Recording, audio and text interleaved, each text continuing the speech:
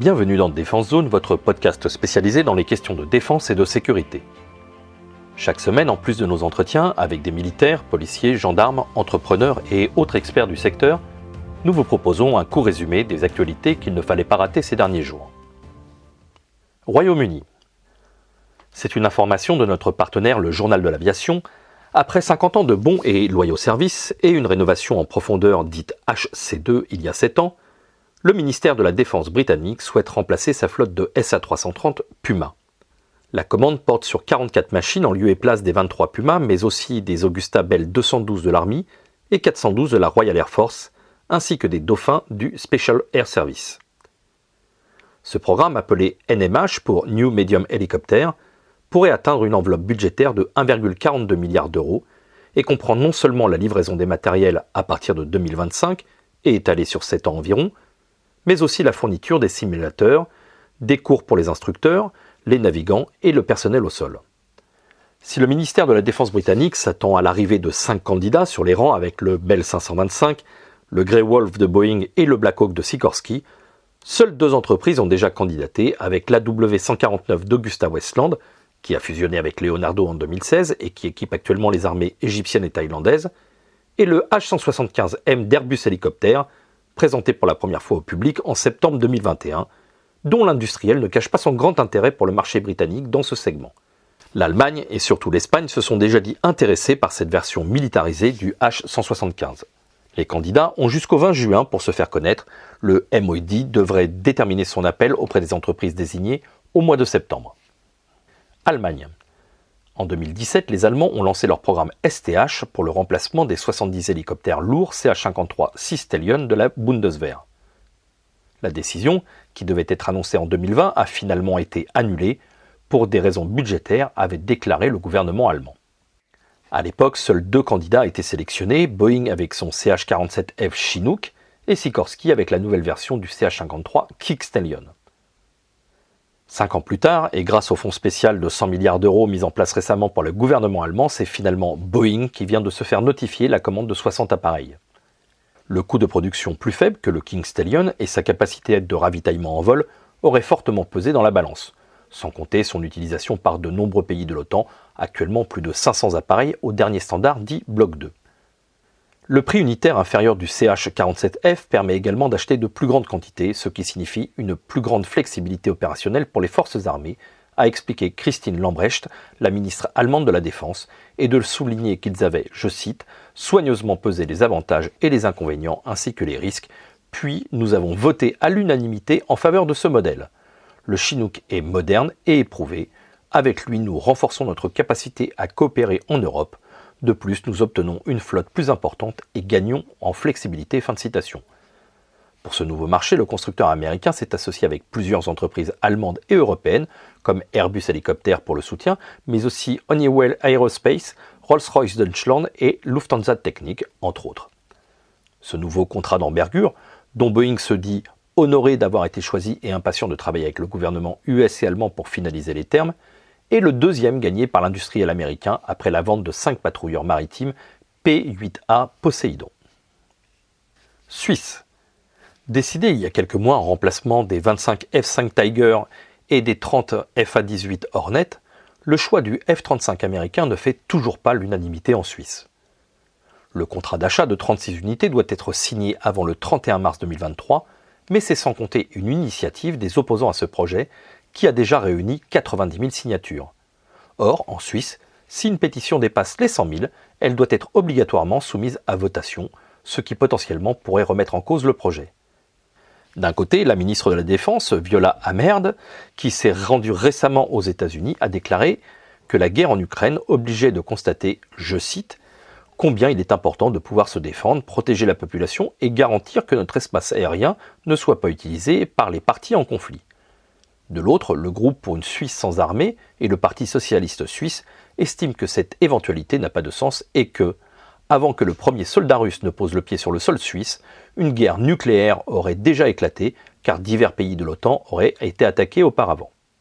Si le ton monte depuis plusieurs semaines, c'est qu'une fois le délai expiré pour la signature du contrat, les créneaux de production seront attribués à d'autres acheteurs déjà identifiés, comme l'Allemagne, le Canada ou la Finlande. La pression monte donc en Suisse, où une partie de son aviation de chasse risque même de perdre ses autorisations de vol dès 2030 pour cause de vétusté. Côté américain, le président Joe Biden vient d'annoncer une refonte complète du moteur du F-35, et la Cour des comptes US a prédit de grands retards dans le développement du Block 4, ce nouveau standard avec les corrections de tous les problèmes actuellement existants. Pour rappel, la Suisse avait choisi le F-35 l'été dernier au détriment du Rafale, qui jusqu'au dernier moment était donné comme grand favori. Europe. Le système de combat aérien du futur, le SCAF, verra-t-il le jour? Rien n'est moins sûr pour le moment. Même si le patron de Dassault, Éric Trappier, n'est pas allé jusque-là, il estime néanmoins que le délai annoncé pour sa mise en service en 2040, alors qu'il était prévu au départ en 2030, pourrait être encore repoussé de près de 10 ans. Entre nous, 2040, c'est déjà perdu. Comme on ne démarre pas et que sûrement les discussions seront longues, non pas pour cette phase-là, mais pour celle à venir, ça prendra un peu de temps. Pour 2040, il y aura sûrement un premier standard, peut-être, sous réserve de. Donc on est plutôt parti sur les années 2050, a déclaré l'industriel français en marge du Paris Air Forum. Actuellement, Airbus et Dassault sont en désaccord sur la nature de la coopération de chacun dans ce programme estimé entre 50 et 60 milliards d'euros, financé par la France, l'Allemagne et l'Espagne, et destiné à remplacer les Rafale et Eurofighter. Dassault, pour la France, représente un tiers de la charge industrielle et Airbus les 2 tiers pour l'Allemagne et l'Espagne. L'avionneur français étant désigné comme maître d'œuvre, il revendique par la même occasion la réalisation des commandes de vol, de l'architecture fonctionnelle et de l'interface homme-machine, ce que refuse pour le moment Airbus. Si Dassault se dit inquiet pour ce projet européen, soulignant déjà l'achat récent de F-35 par l'Allemagne, il ne cache pas un possible plan de secours. Il y a toujours un plan B dans une industrie responsable, ce n'est pas une menace, c'est une réalité. La réalité, c'est que si vous n'arrivez pas à avancer d'un côté, vous passez par un autre côté, a affirmé le PDG français, soulignant que le Rafale va vivre encore longtemps et qu'il sera modernisé et sera là pour au moins 50 ans. De son côté, le ministère des Armées, par la voix de Joël Barre, le délégué général de l'armement, a déclaré, je cite, « J'espère que dans les semaines qui viennent, nous pourrons en sortir. La situation actuelle ne peut pas durer éternellement. Il faut lancer les travaux préparatoires qui ont été engagés.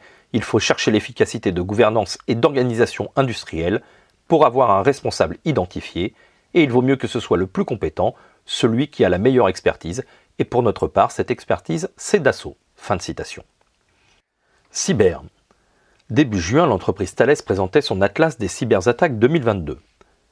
Ce document, constamment mis à jour en direct, fait le point des attaques cyber dans le monde. Dans le but de, je cite, avoir une bonne hygiène cyber et d'améliorer les connaissances et compréhension des cyberattaques. Le Centre d'analyse technique de la menace, CTI, de l'entreprise française a collecté, analysé et trié pour mettre en corrélation les données relatives à chaque cyberattaque, que ce soit les attaquants, leurs cibles et les modes opératoires. Depuis la crise sanitaire, donc de l'augmentation du télétravail, les attaques ont augmenté de 37,7% selon l'Agence nationale de la sécurité des systèmes d'information. Les experts du CTI ont analysé plus de 20 000 attaques sur ces 5 dernières années, et ce dans 16 secteurs d'activité répartis sur 9 zones géographiques. 2 grands constats sont ressortis de cette analyse, une professionnalisation de plus en plus importante des cyberattaquants. Selon Thales, les groupes d'attaquants se sont progressivement organisés et structurés sur le même modèle que nos petites et moyennes entreprises, avec des branches recherche et développement, des départements ressources humaines pour le recrutement et même des services juridiques pour négocier les contreparties financières avec les victimes. Toujours selon l'Atlas, en 2021, 32% des organisations attaquées ont accepté de payer une rançon, le record étant de 180 millions d'euros en une seule attaque. Sur les 20 000 événements répertoriés, 72% étaient ciblés vers les secteurs de la défense et les administrations, et une majorité vers l'Amérique du Nord. Deuxième grande tendance, la progression des cyberattaques dormantes d'origine étatique. Cette technique consiste à installer un virus dans le système d'une entité pour accéder aux informations sans se faire détecter. Ce type d'attaque, organisé par des groupes de cyberattaquants mais commandité par des États, s'opère souvent entre 2 ans et plus d'une décennie. Depuis plusieurs mois d'ailleurs, et avant même le début de la guerre en Ukraine, les spécialistes ont noté une nette augmentation de ces opérations, notamment vers l'Ukraine ou les pays baltes. Armement.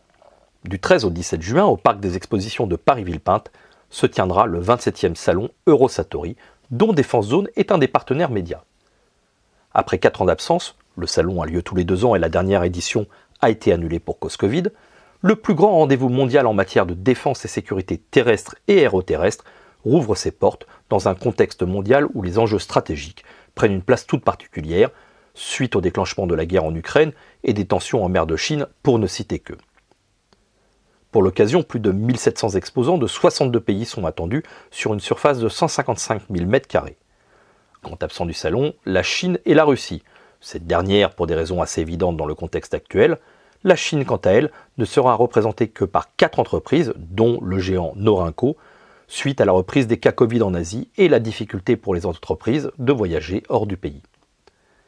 La Russie absente, c'est l'Ukraine qui fait sa grande entrée pour Eurosatory, avec un pavillon de 200 m², appuyé par le COGES, l'organisateur de l'événement. Les grands sujets pressentis cette année seront l'innovation avec Eurosatory Lab, qui rassemblera plus de 80 startups françaises et étrangères, la cybersécurité, où devraient être présentées de nombreuses solutions de brouillage, de guerre électronique ou de systèmes de protection. La robotique tient, elle aussi, de plus en plus sa place au milieu des grands acteurs industriels, et il y a fort à parier que de nombreuses startups auront à cœur de présenter leurs projets. Dernier sujet, l'aérien avec les drones et les moyens de les contrer, et la défense antiaérienne. Le conflit ukrainien a montré l'importance tactique de la suprématie de l'espace aérien, et le salon n'échappera pas à cette actualité, puisque plus de 80 entreprises devraient présenter des solutions anti-drones, mais aussi de l'interception à haute altitude ou de la détection radar. À l'occasion de ce salon, vous pourrez retrouver toute l'équipe de Défense Zone sur le stand de notre partenaire MPSEC dans le hall 5B sur le stand B358. Nous vous y attendons. Voilà pour l'essentiel de l'actualité cette semaine. Pour en savoir davantage sur cet univers et pour découvrir tous nos articles et reportages, rendez-vous sur notre site internet defensezone.com. Pour plus de brefs, d'articles de fond et de photos, nous éditons également tous les 3 mois un magazine papier que vous pourrez recevoir en étant abonné à notre espace premium. Il vous permettra aussi d'avoir accès à des contenus exclusifs sur nos différents supports.